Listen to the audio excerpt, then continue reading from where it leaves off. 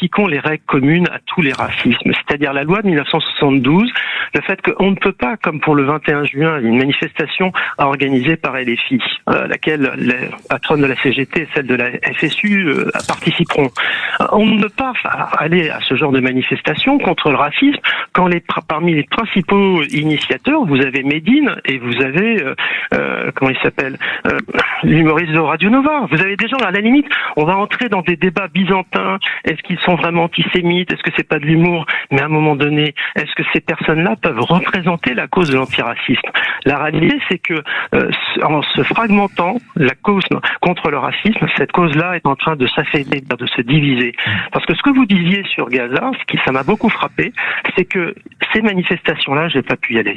Moi, j'étais fier de rencontrer Yasser Arafat quand j'étais étudiant. C'était le grand chef palestinien. Je savais très bien qu'il n'était pas un enfant de cœur, que c'était un combattant. Il avait aussi ses défauts.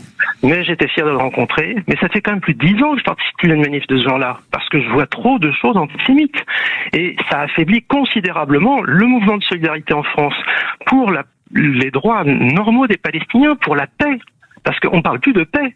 Et à partir du moment où on parle plus de paix, on ne dit plus, quand on entend des slogans sur il faut que la Palestine soit libre de la rivière à la mer, mais c'est l'exact inverse de ce que veulent. Appliquons les règles communes à tous les racismes, c'est-à-dire la loi de 1972, le fait qu'on ne peut pas, comme pour le 21 juin, une manifestation organisée par LFI, à laquelle les patronnes de la CGT et celles de la FSU participeront.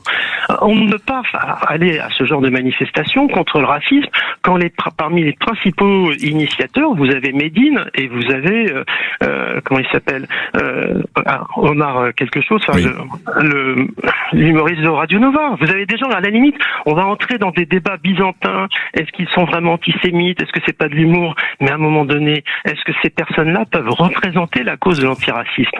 La réalité, c'est que en se fragmentant, la cause pour le racisme, contre le racisme, cette cause-là est en train de s'affaiblir, de se diviser. Parce que ce que vous disiez sur Gaza, ça m'a beaucoup frappé, c'est que ces manifestations-là, j'ai pas pu y aller. Moi, j'étais fier de rencontrer Yasser Arafat quand j'étais étudiant. C'était le grand chef palestinien. Je savais très bien qu'il n'était pas un enfant de cœur, que c'était un combattant. Il avait aussi ses défauts. Mais j'étais fier de le rencontrer. Mais ça fait quand même plus de 10 ans que je participe plus à une manif de ce genre-là. Parce que je vois trop de choses antisémites.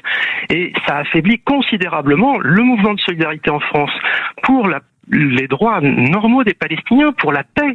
Parce qu'on parle plus de paix.